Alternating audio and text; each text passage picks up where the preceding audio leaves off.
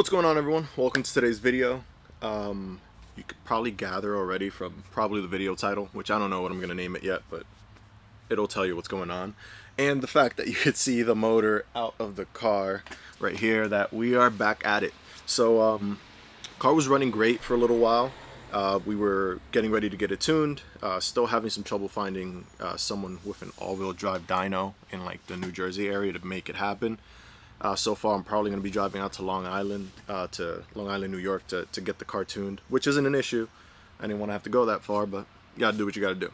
But anyways, the car is sidelined right now for a few reasons. So we're waiting on some parts, and we had two issues that we had to fix right now. One was a coolant leak, which is pretty annoying. It's coming from the rear of the car, so right around the, hold on. So because I forgot to do this earlier in the video and I'm remembering now, this is why it looks different. So please hit that like button, please subscribe, please hit that notification bell icon, all the good buttons. I appreciate it. Thank you very much for staying so supportive, especially since I haven't been putting all this content out lately. But I promise we're going to have a lot more coming soon once this car is up and running. Thank you. Okay, so it was this. The thermostat housing was leaking. So this guy is plastic and old, I guess.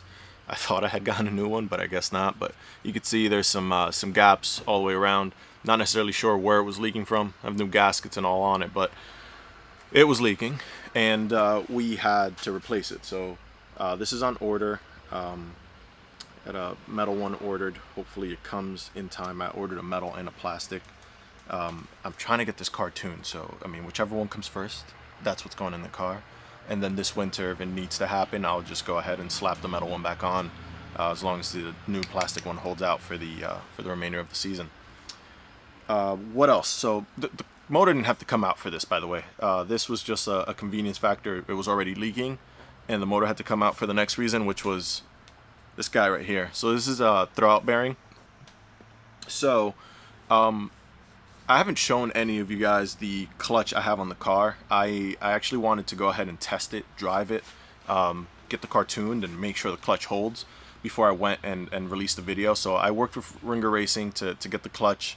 Guy's super cool. Got exactly what I needed. It's been in the car. It's been working well so far, but I haven't made enough power to, test it and make sure. So as soon as we get the car on the dyno and we put some real power figures behind it, we'll get the clutch review. So it's a clutch flywheel package that's made for these VR6 longitudinal swaps. It's a great price, works really well. I already recorded the video installing it, all this other stuff. I just need to drive it and see what's up before I let you guys know. But the throwout bearing did go bad, which is kind of annoying. It has no miles on it, pretty much, but there is a bunch of wear, and I think what led to it is the fact that this is that taller bearing that comes with like the old FX400 clutches, the Clutch Masters clutches. This is a Clutch Masters kit, and from what I'm perceiving, I think the bearing is always riding on the pressure plate, which has led to this becoming really noisy. So I'll play a clip so you guys can hear what it sounds like. I think it's a throwout bearing. The rest of the car is running great. There's no metal in the oil or anything like that, so I don't see where the sound would be coming from otherwise. And other people believe it's the throwout bearing as well. Also leading to the fact that when I do push in the clutch, it sounds a little funnier than usual. So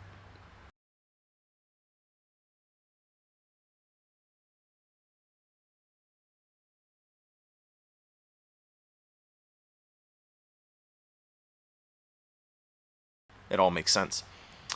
But I think this is riding on the pressure plate the whole time. So I went with an OEM style bearing. It's the 034 one. I'll pull it off the trans right now. So this is what we're working with now. Still metal face bearing, so was the old one. But you could see there the size difference between the two. So I'm not sure that this is going to work, but I'm going to give it this shot because, one, this is very expensive to replace, and I couldn't find it anywhere at a decent, delivery time, and I really want to get this car on the road and get it tuned. And this other guy is from 034.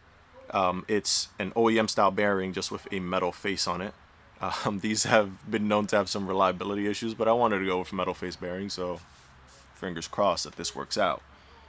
But yeah, so that's the biggest issue and the reason the motor had to be pulled out so that we could go ahead and replace that. So you could see there, it's a little under a quarter-inch of difference between the two. Hopefully this all works out and this motor doesn't have to come back out. So the first thing I'm going to do is bleed the clutch and try to get this thing, try to see how the clutch feels as soon as I get the motor back in. But I'm still waiting on those, on that, what do you call it? Thermostat housing. Thermostat housing. We've also been working on some other things on the car, so we're gonna have an old school install video like back in the day. Back in the day, I mean like literally like 2 years ago. It's crazy. But we're gonna be installing this ECS, what do you call it? Rear diff mount. So I still have an OEM rear diff mount, which is kind of ridiculous. I did replace the bushings on the carrier, which is the beam that goes across the back. So that has stern mounts in it. I gotta check those because those have been known to grenade themselves or like literally like melt apart. So I gotta check those, make sure everything's all right. But we will be installing this ECS diff mount, which should lock things up a bit because I'm experiencing a lot of backlash, and I know my drive shaft's fine. The carrier bearing on the drive shaft was replaced not too long ago, so that's fine. I have solid trans mounts, so that's not the issue. The motor mounts aren't the issue, so next best bet, and it's still stock, so I think it's about time that we got that replaced. So that's going in. Video for this should be out next week, I hope, just installing it and giving you guys just some opinions on how it drives and MVH and all that good stuff. So stay tuned for that. Some other stuff we've been working on to try to get this thing just running right now. So because of clearance issues, I'll put up a picture so you guys can see how close the turbo sits to the rad support. We've been having some issues with, not necessarily having issues, but I've been wanting to draw a vacuum into the, basically the PCV system, the breather system, instead of having a vented catch can. And that's been a little difficult because usually you draw vacuum from your intake system, and I can't because of clearance. So I got this Vibrant filter. It's metal capped, luckily, which is cool. And the reason I did that is because this guy is pretty small compared to most other cone filters out there. Not necessarily the biggest thing, but it'll work out. So what I've been thinking about is drilling a hole in the front of this right here and using that as the vacuum source for my PCV system. I think this should work out pretty well.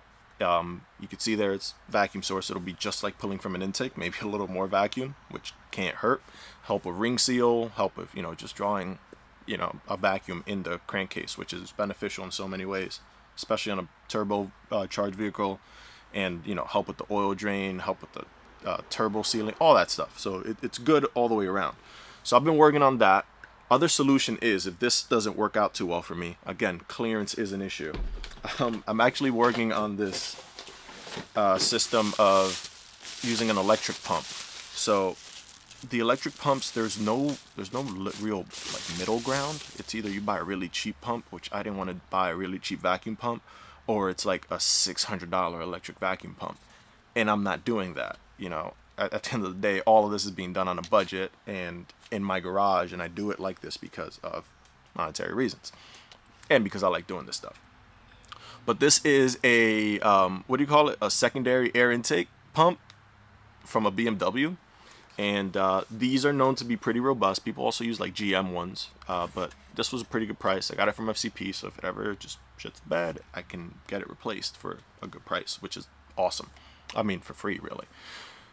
So I'm gonna use this. I'm gonna use this port up top. This is gonna create vacuum. So this is actually gonna pull here from the catch can system. So basically, I'll have two catch cans. One of them is gonna be being pulled on from the intake here. The other one is gonna be constantly pulled on from this pump right here, depending on how loud the pump is. If it's obnoxiously loud, then we're gonna get rid of this and then just stick to this if this works. I also thought about doing that whole exhaust scavenging. So I actually bought the parts and all that. I've been really lazy about having to, you know, just cut into the downpipe. It's really not that hard. I have the welder out, everything's here. It's one of those things where if that's what I have to do, I'll make it happen. But if not, then I feel like this is a neater solution, and this is the neatest solution if it works, of course. I don't see why this wouldn't work. Vacuum's vacuum, no matter where you're pulling it from. So that's what's going on there. Otherwise, let's go take a look. So I'll show you guys what's going on with the motor. So by this time, if any of you follow me on Instagram, you'll have seen that the color scheme for the motor did change. So we're going with white. I'm not sure if I show this on video yet. I need to start making videos way more frequently. But anyways, the motor's white. See everything going on there. I think it looks great. This guy's gonna go right here. That's what we're working on now. And you can see the rest of it going on there, harness, all that stuff. Everything's figured out. Everything's good except for that axle. My driver's side axle is shot, so I need to get a new axle, which is always fun. So everything else is in good working condition. Everything's running well. Everything sounds right. It's really just I had to work out what's going on with the bearing, the throwout bearing, and I have to figure out what I'm gonna do about pulling a vacuum for my catch can system. So the one catch can is over there. It's a Mishimoto catch can. That's gonna sit right there. It has 2 imports. That's why we have these 2 brass connectors here for those imports. And then one out. That one out is most likely gonna be being pulled from what do you call it? That pump we were looking at earlier. And then we have another catch can here. This guy was just breathing out to the atmosphere. That's going to get removed. It's a cheap old eBay catch can. So that's going to get removed. That's going to be using this port here.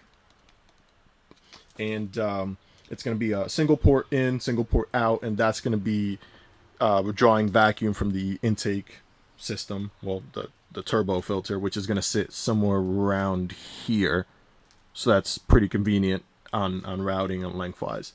Otherwise, everything's going pretty well. You know, few things here and there, really annoying things. That throwout bearing thing really got me because, you know, everything was fine, tucked, working well. And I had to replace the throwout bearing, so the motor had to get pulled. I know some people are going to say you could have just pulled the trans from blah, blah, blah. I don't have a lift here. It's not necessarily very convenient to drop a trans on jack stands. Once we get the lift, sure, whatever. But for the time being, this is the way it had to happen. There's the trans, by the way. I was thinking about painting it since I have the time. None of these parts are coming anytime soon.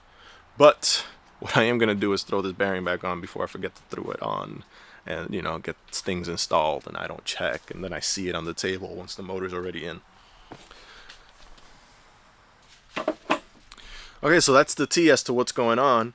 Thank you for sticking through this video. Since you did stick through it, here's a clip of the car making some noise. You know, we drove it up and down the block. It sounded cool. It's making all the cool turbo noises.